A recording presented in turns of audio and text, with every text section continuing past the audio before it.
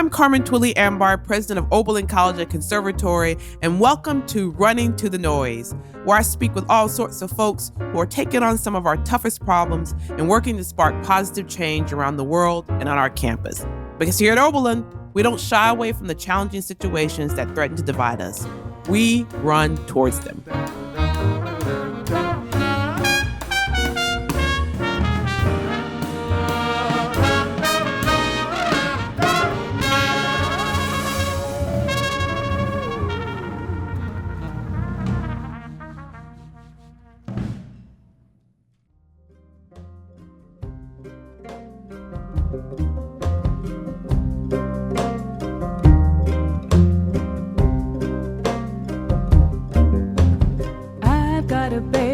Shall I keep him? 'Twill come the day when I'll be weeping. But how can I love him any less? This little babe upon my breast. You can take my body, you can take my bones, you can take my blood, but not my soul. You can take my body, you can take my bones, you can take my blood, but not my soul.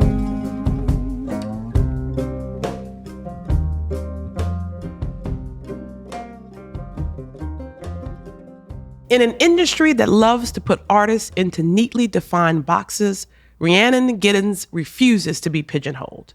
Just Google her name, and you'll encounter a dizzying array of genres: blues, jazz, Cajun, country, gospel, rock, and the list goes on. Trained as an operatic soprano at Oberlin College and Conservatory, the 2000 graduate moved back home to North Carolina, and that's where Giddens picked up the fiddle and, as she said, fell in love with old-time banjo. Her eclectic folk music has taken her into every imaginable space. A composer for opera, ballet, and film, she has won 2 Grammy Awards, a MacArthur Genius Grant, and the Pulitzer Prize. A proud, mission-driven artist, Giddens is committed to shining a light on people whose contributions to Americans' musical history has been overlooked or erased. And she uses her spotlight to highlight the banjo's roots in Black culture. William Quillen, the dean of our conservatory, calls her one of the most important creative and artistic voices of our time. You know, it's mighty hard to argue with that. A founding member of the all-female banjo supergroup, Our Native Daughters, Giddens has also published children's books, has written and performed music for the soundtrack of Red Dead Redemption 2, one of the best-selling video games of all time. She appeared on the ABC hit drama Nashville and throughout Ken Burns' country music series on PBS. Giddens won the 2023 Pulitzer Prize for music for the opera Omar, based on the autobiography of an enslaved Muslim man. And most recently, she received a Grammy nomination for her 2023 album, You're the One, and played banjo and viola on Beyonce's Texas Hold'em, a global #1 hit, and the first song from a Black woman to top Billboard's Hot 100 Country Songs chart. Here's what Giddens wrote on Instagram when the song was released. I used to say many times, as soon as Beyonce puts the banjo on a track, my job is done. Well, I didn't expect the banjo to be mine, and I know darn well my job isn't done. But today is a pretty good day. Well, folks, it's a pretty good day here at Oberlin, too. The consummate musician and tireless scholar has traveled from her home in Ireland to deliver the keynote address for Oberlin College and Conservatory's commencement ceremony, honoring the class of 2024. And we are so very happy to have her back here with us on campus, here in the Conservatory Annex, overlooking a beautifully green Tappan Square for this month's episode of Running to the Noise. Welcome, Rhiannon. I'm so happy that you're here. Welcome back to Oberlin. So let me tell you the last time I saw you, and I will tell you a little story about it. So you were here for our artist recital series, and my mom had just moved in with me. My dad passed away, and my mom had just moved in with me, and she came to the concert.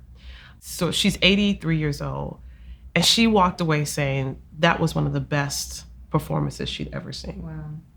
And she can be a tough critic because she's danced in theater and that was her background.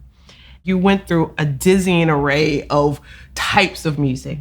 And you ended with your aria that you sang as a student. The last time you had performed it was on a stage here, and it was for your final recital here.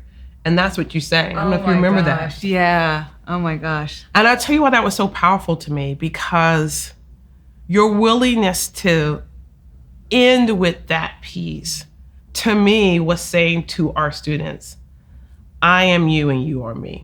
Oh gosh. I mean, the thing that I really always want students to take away, is that no matter all of the different things that I've done, that who I was when I left is still kind of underneath all of it, and that I came back to Oberlin as a performer, not in the way that I was anticipating. Yes. But that none of that was wasted, and actually all of it has come into play, Right. in the who I am now. So just kind of, whatever you do, just do it.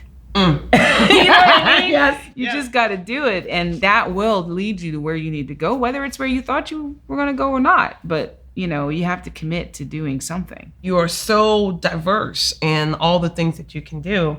And I guess I'm wondering how you became this, I think you've described it, evangelist for the banjo. Like from that aria to an evangelist for the banjo. Maybe you can just help our audience understand a little bit about how you came to this instrument and its importance to you. Well, it actually does start at Oberlin, because I was here and I was, doing the classical music thing and really loving it. Like, I do want to stress how much I love opera, Right. and I love Western classical art music, and I was 100%. And people have made up memories about me playing banjo here. I never played banjo here. I didn't listen to folk music. I wasn't involved in the folk community, nothing. I was like all classical all the time. Okay. And then I saw a flyer for what I thought was English country dance. Okay, so follow me. We'll get there eventually. We'll get there, it's fine. And I'm a Jane Austen nut. Oh, nice. And okay. so that's what they do in the Jane Austen time period, English country dance. And I went, and it was for contra dance. Now, contra dance is the American descendant of English country dance, right? And I was like, well, I'll stick around. And I was like, this is really fun. So I started contra dancing at Oberlin. And I freaking loved it. And that's when I first kind of got into the whole idea of folk dance, and it's always done to live music. Yes. So then I started getting the leads in operas, and I kind of had to let that go because all my evenings were taken up. And so when I went down to North Carolina, I got my degree, was kind of like, I don't know what I want to do. And I'm not sure it's opera, because the world of opera is kind of, just didn't fit who I was as a person. Like, I don't like wearing heels. I don't like wearing makeup. I don't like doing any of that stuff. And it felt like to me that there was more of that in my future. But actually the bottom line for me was, what can I do in opera?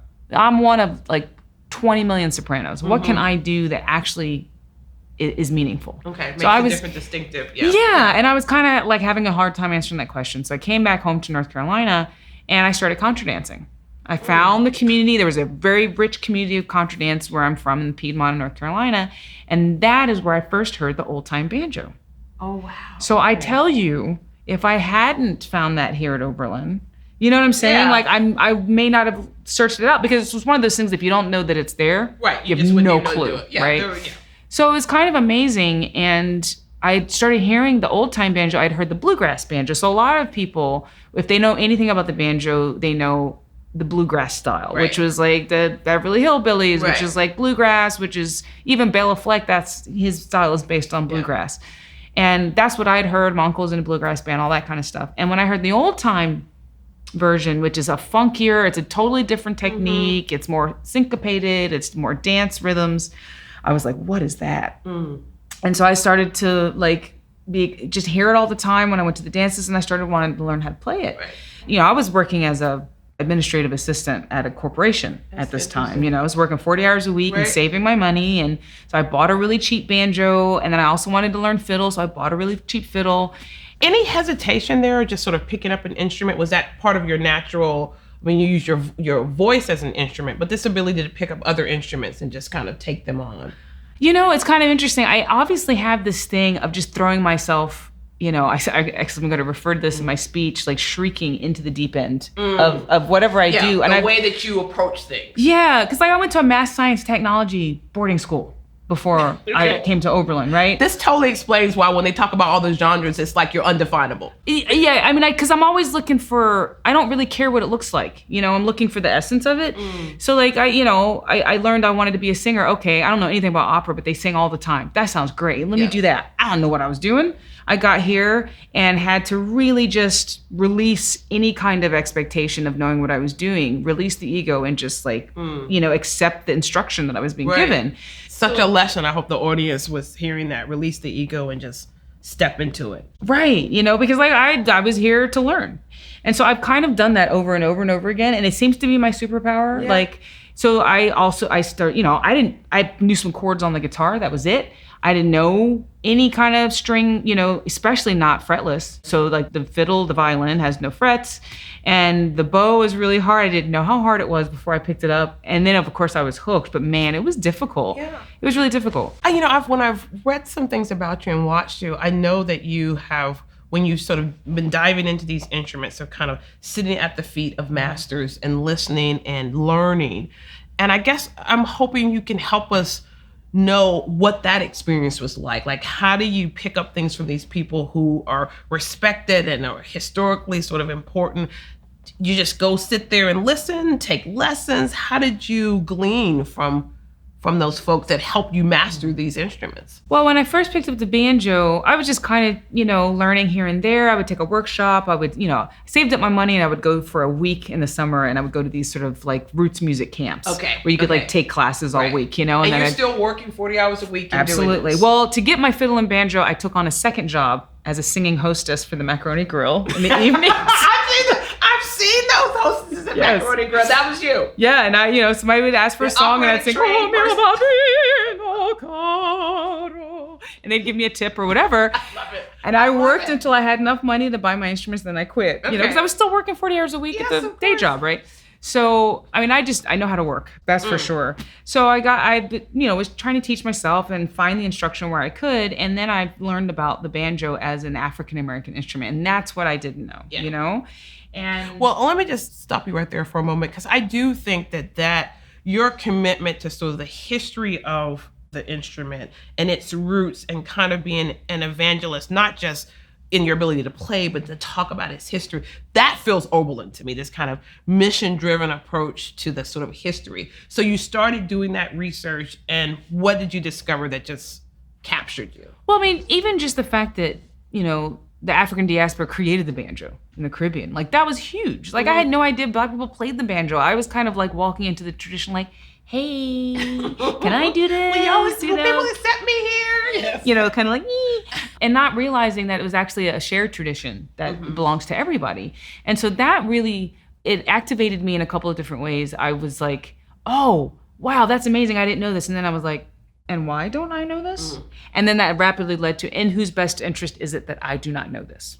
And that's pretty much put me on the track. Right. So I was obsessed from then on. And then I learned that there was still a living Black string band member in North Carolina, in my family's hometown, still playing. And I was like, because the Black string band was like this once mighty, vast, and like ubiquitous thing that used to underpin so much of American musical culture and had disappeared. By the time I came along, Joe Thompson, who was this 86-year-old African-American fiddler, was the last of his family to be playing and of a musical lineage that reached back to the time of slavery. And it was just an opportunity that I couldn't pass up. So it was my second training. I like to say I had two trainings. That's I had, I had the Western, right? This Oberlin traditional sort of training. Paper, dots, absolutely. all of those things. That's right. And we talk a lot here about the fact that there's this whole generation of musicians that are coming up that are not trained by reading music and that's a whole different tradition. Yeah, and I didn't know how to read music when I got here. My ear got me in, and even that's the only C I ever got was in theory. So for the audience, music theory is one of the key sort of requirements through your time at the conservatory, and it really is focused on your knowledge of music reading. It's your paper knowledge of music, basically. Yeah, because I recognized everything by ear, but I just couldn't tell you what it was, And so, I squeaked through, but my ear is what really got me through. So I still am an ear musician. I can read music, which has actually come in handy when I'm looking at like old pieces of music and things like that and trying to rescue things. So I'm grateful to have that training.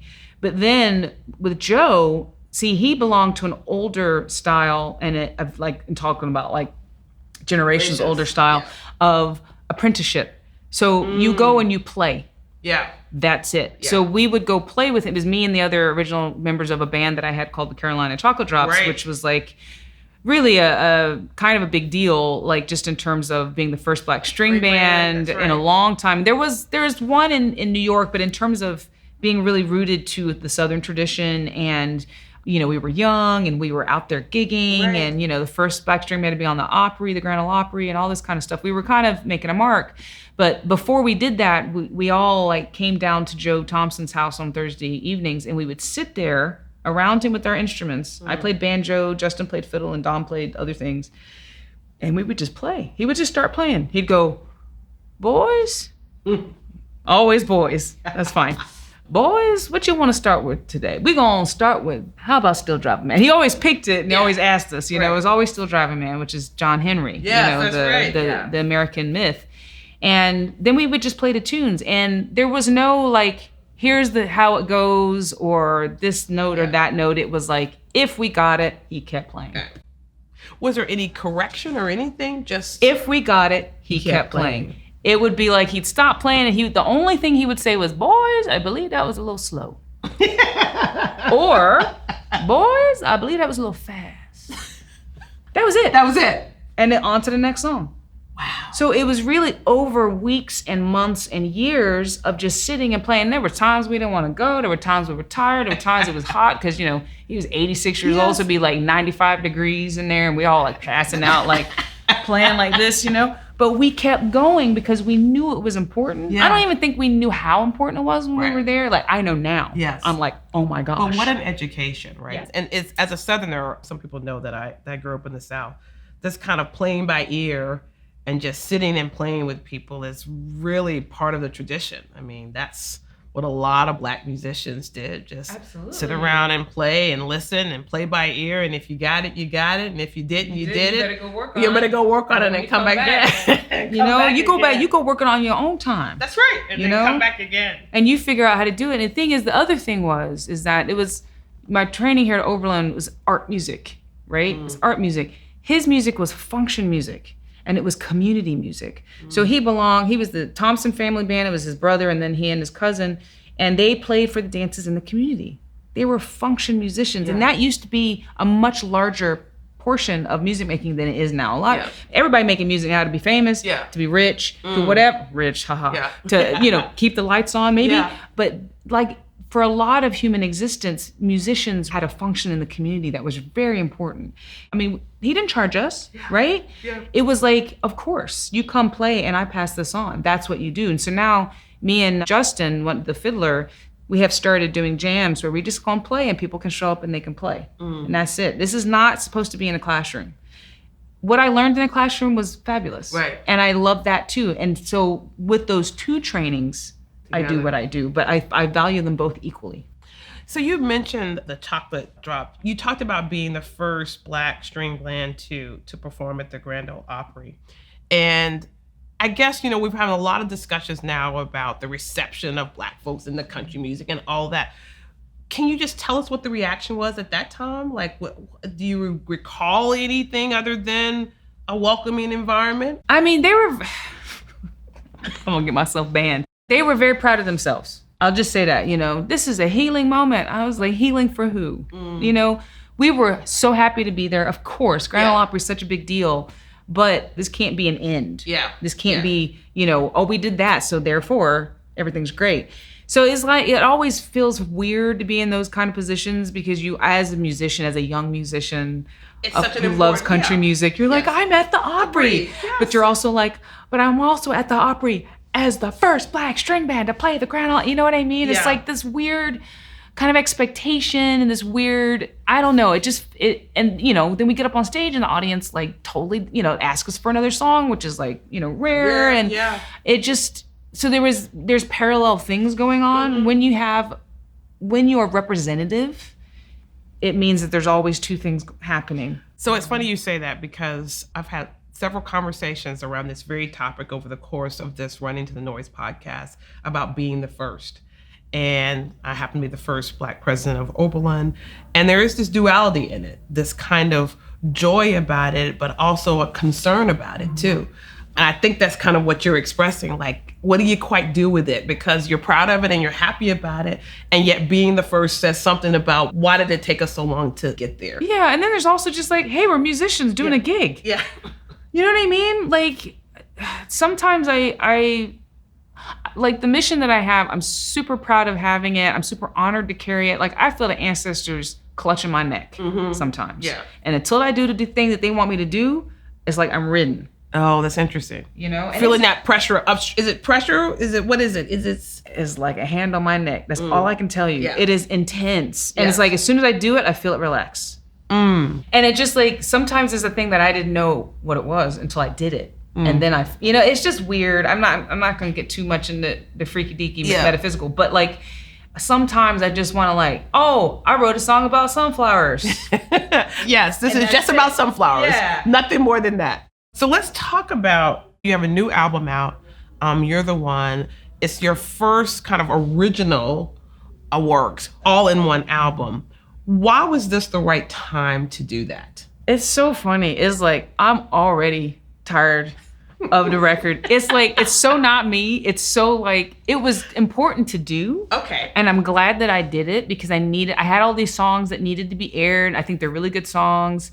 I needed to kind of try this on for size. It was an opportunity to work with somebody like Jack Splash, who's the producer, has worked with like, all these R&B and hip hop people, somebody that's going to bring in a sound world that I've not really worked in. Okay. And as an artist, it's really important to not keep doing the same thing. Right. You got to keep moving. And it was a wonderful collaboration, but I have learned a lot of really good things, which is I hate talking about myself. Other the than promotion of it, you've been frustrated by? Hated it.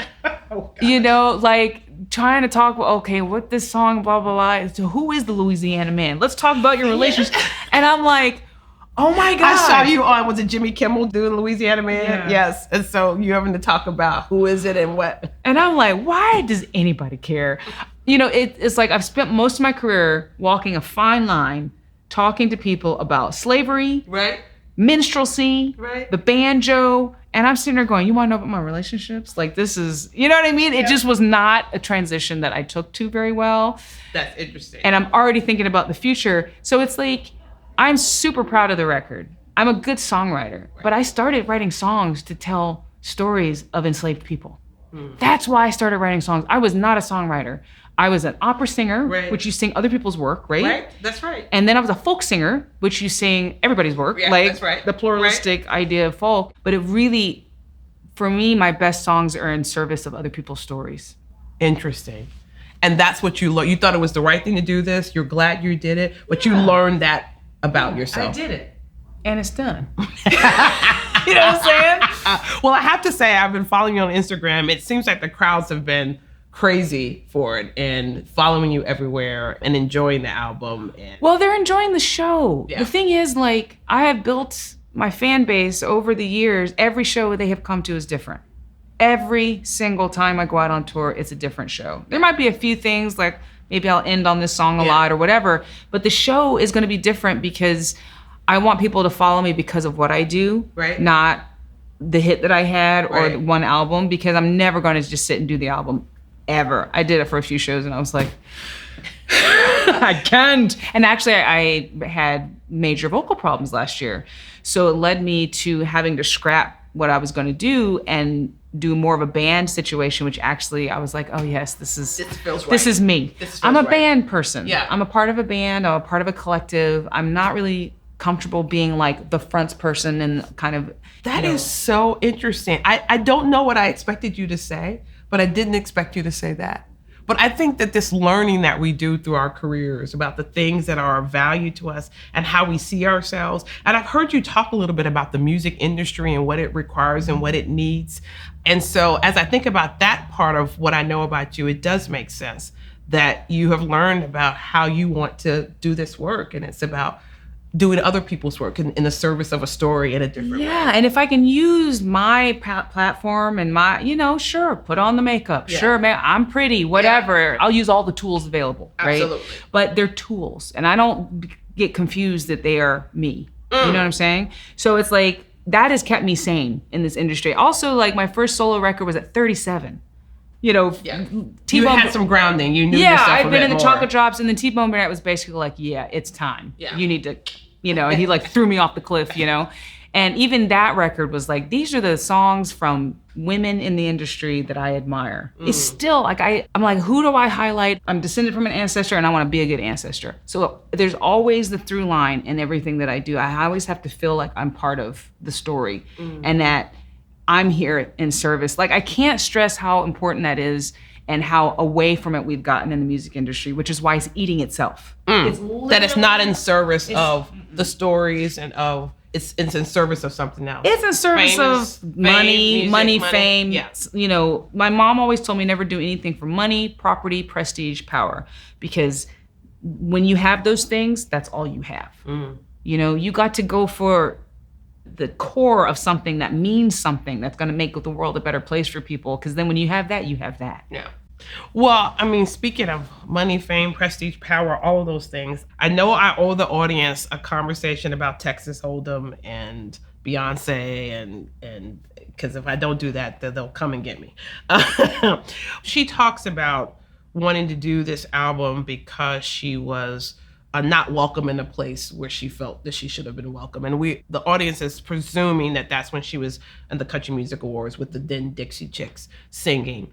And so when I heard you on this song, she chose you because of your evangelistic approach to the banjo. She was trying to say something not just about the choice of music, but the choice of you. Can you talk at all about how that collaboration came to be? I can't tell you anything about how all of that happened. Yeah. Because, I am under a legal stuff. Yes, that's right. I will say that I am super grateful that my work hasn't previously really had much of an outing for the Black community, right? I've always had Black community at my shows, but small amounts. Largest audience of Black people I ever had was at Sing Sing Prison.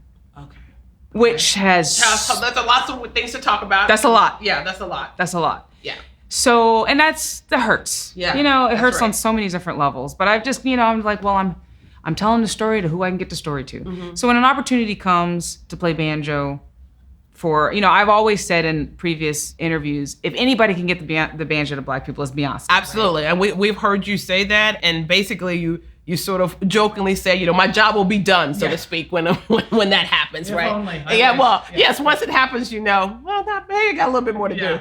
But certainly it's powerful to hear it on that song. And it's not just the banjo, it is my banjo, which nobody else plays, which is a replica of a banjo from 1858. So this is the banjo at the crossroads. Everybody was playing banjo at this point, but it has started to become a commercial instrument for blackface minstrelsy, which is problematic, to say the very least. And one of the reasons why we don't talk about this era of banjo making, but all of that music is coming from this cross-cultural collaborative, world that is happening, and it's loads of Black people playing the banjo.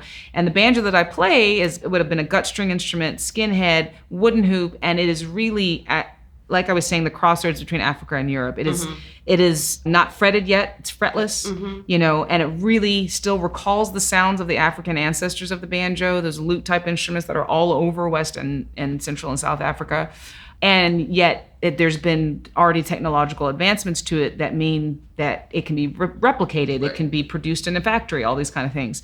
So it's looking forward to where it's going to go, but it's not there yet. Yeah. So that deep sound, it's much deeper. People don't even know it's a banjo sometimes. They kind of feel it. Right. It feels it's so old, it's new. Yeah. So for me, the triumph was not just getting the banjo on that song. It's my banjo. The banjo that really... When that banjo was around, banjo itself was still a very active part of Black culture. Right. The thing I like to stress about the whole record is that it's a wonderful highlight. It's a wonderful spotlight to work that's been going on Absolutely. For like generations, That's but like right. specifically decades. That's right. To highlight the role of Black people in the creation of country music. And that is a beautiful thing. And it's like you need that as well as the ongoing work. I think that's right. I mean, that's how I took it. I thought sometimes it takes a certain artist because of their fame and power to elevate this work that's been happening for years and years and years. And I took it that way. Yes. I thought this work that Rhiannon's been doing all this time and all of these audiences now get a chance to hear it and see it. And I have to say, and I think I've heard you talk about this a little bit too, you know, all over Instagram, all these Black folks doing line dances and all sorts of things to this song. What a joy. What a joy. Like for me, that's been the best part of everything, is to see, to witness the Black community engaging with my sounds. Yes. You know, in a way that's joyous and just beautiful. And like, I never thought I'd see that. So I'm super grateful to be a part of it. I'm super grateful that it happened. Yeah. For me, it's like, now what? Yes. That is always my question. I'm like, that's great. Yeah. Now what? Where's the systemic change? Yeah. I also think we have to rethink about, you know, the whole industry, because this whole competitive one person at the top, getting most of the stuff, that's the whole Spotify model. That's the way that the labels have been going. Right.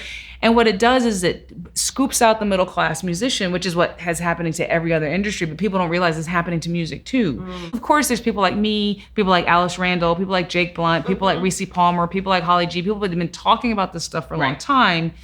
But also, I'm excited to see people like Allison Russell, people like Amethyst Kia, like folks who are out there doing really beautiful things in the Americana, whatever you want to call it, realm.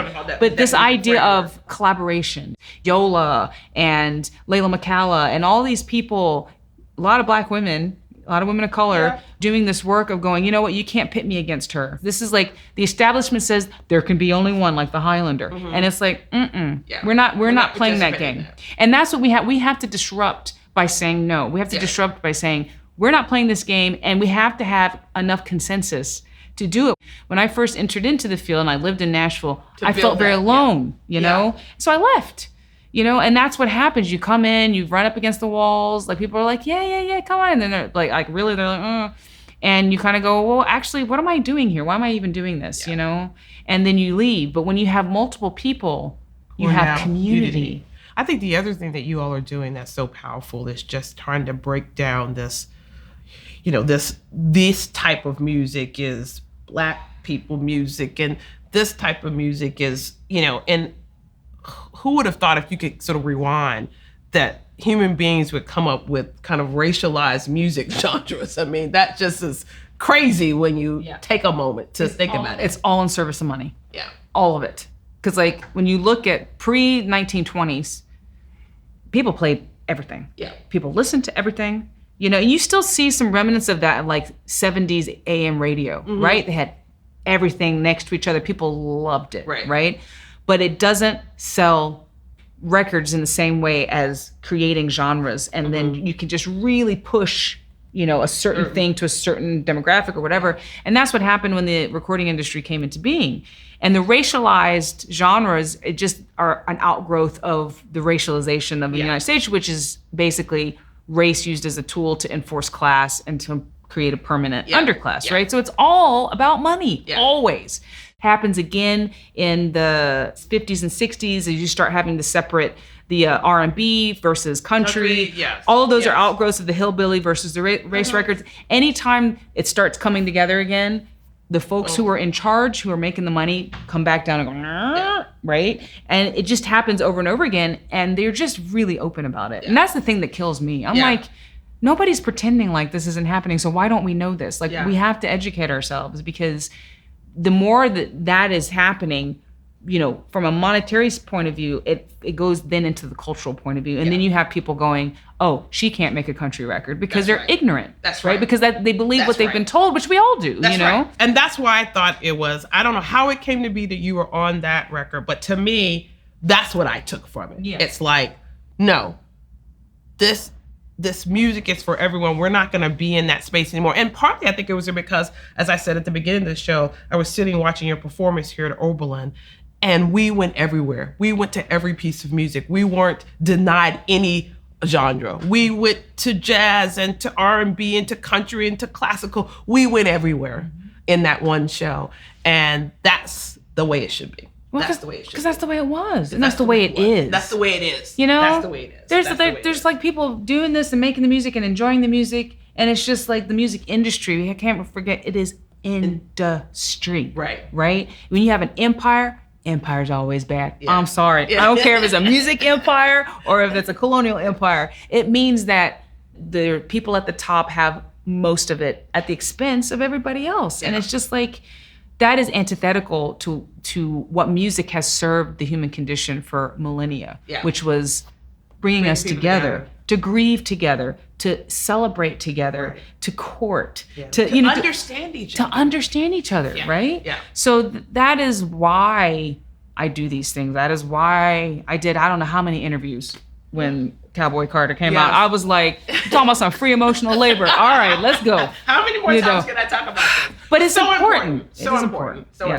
So let's talk about Omar, your opera that's going to have its academic premiere here at Oberlin in December. I think the Midwest premiere. I think so, yeah. And it's a concert version. Right? Yes, that's Which is still very exciting. What drove you to write this opera? What was in your heart and spirit that drove you to do this? Well, I was asked to do it, and that's kind of how my life has gone. The opportunity presents itself, and I go, does this serve the mission? Yeah. And I don't ask myself, can I write an opera? Right? There's a difference. That's something that you would do. The rest of us would ask ourselves. I just want you to know.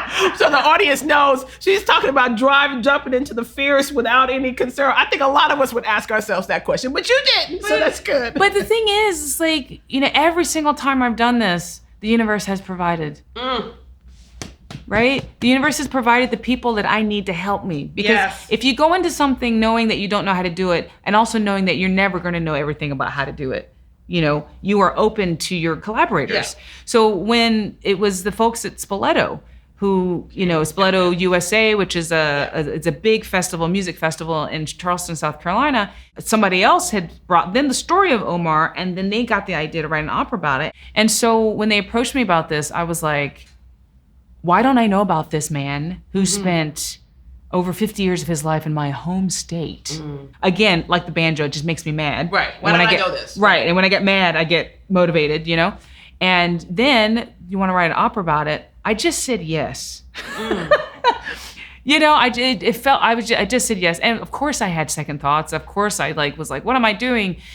And I ended up writing the libretto because I had an instinct. They wanted me to work with the librettist. And I had an instinct. I was like, let me write the libretto. Because I write poetry, I write songs. Let me write the libretto. And then let me work with with another composer who knows the orchestra. Because I was like, I know tunes and I know words and I know vocals, but I don't know the orchestra, So, and I literally had heard, I went to see Get Out, the Jordan Peele movie, and I loved the soundtrack so much, and there was a Swahili chorus in there. And I said, who was that who did that? And it was Michael Abels. Okay. And so, long story short, I get his email, and I write his email, and I'm like, you don't know me, bud. you want to write an opera together? Oh, this is how I work. And he wrote back, and he was like, I've always wanted to write an opera. So we met in LA, just to see, you want to meet somebody. We met, we were both just like, let's do it. We just got the vibe, and I just trusted him.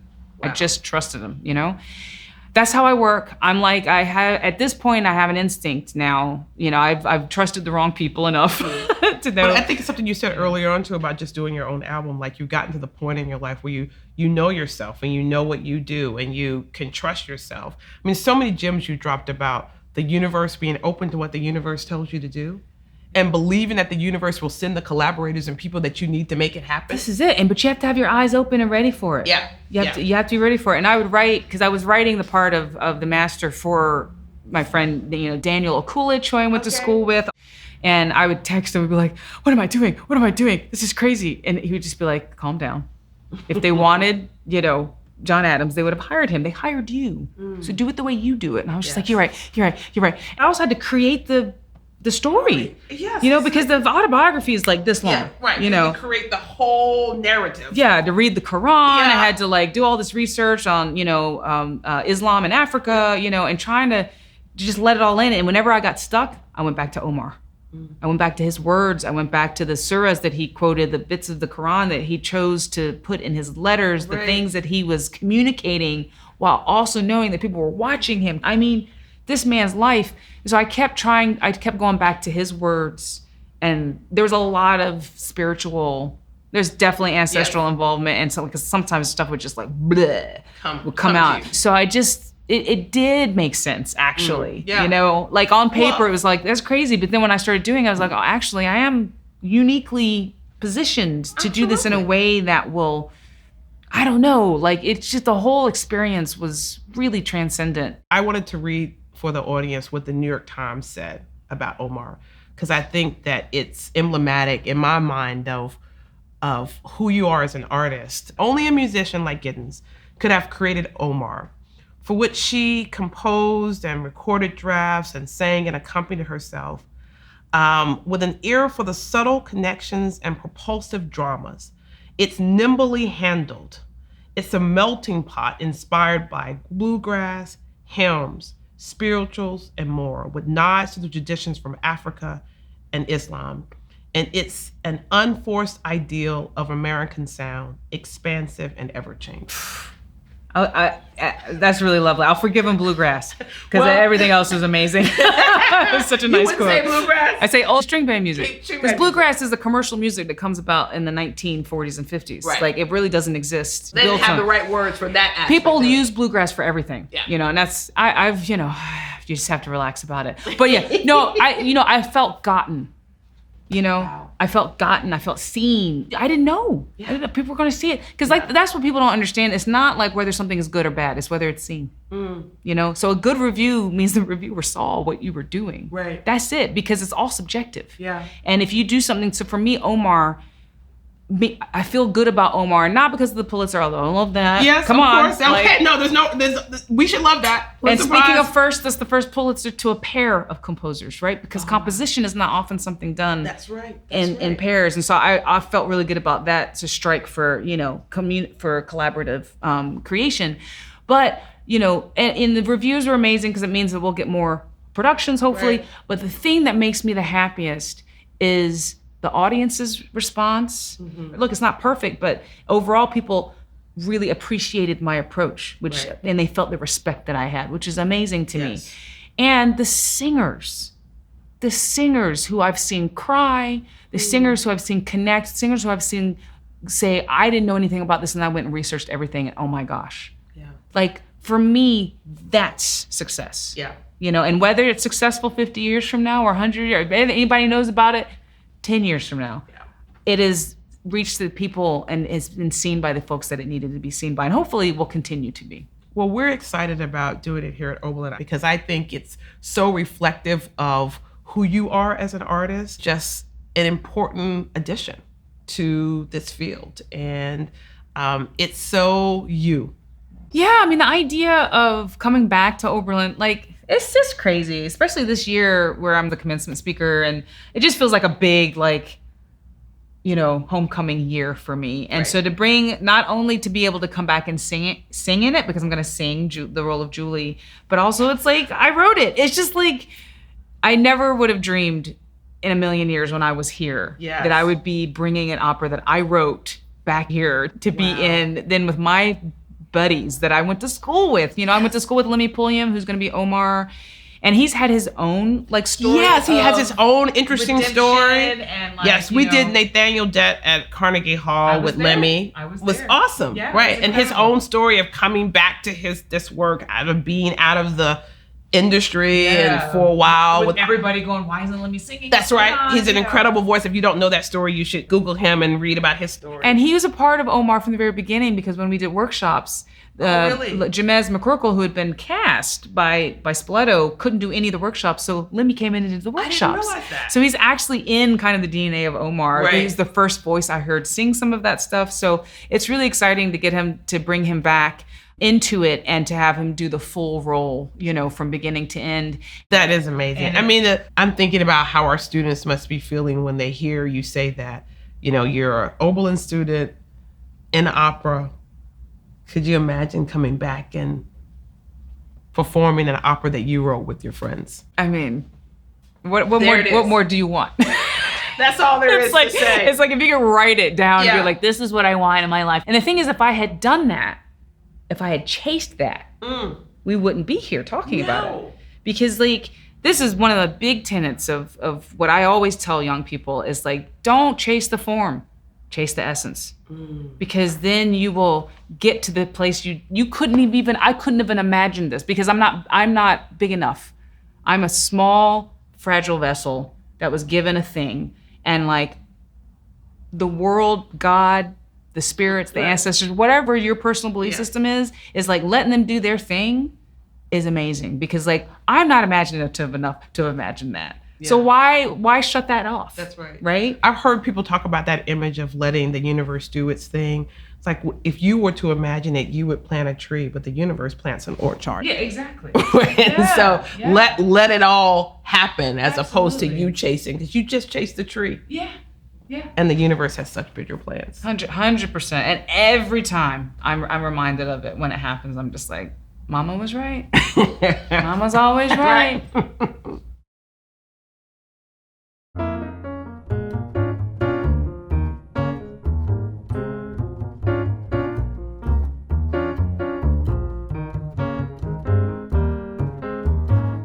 Thanks for listening to Running to the Noise, a podcast produced by Oberlin College and Conservatory and University FM, with music composed by Oberlin Professor of Jazz Guitar Bobby Ferrazza and performed by the Oberlin Sonny Rollins Jazz Ensemble, a student group created through the support of the legendary jazz musician.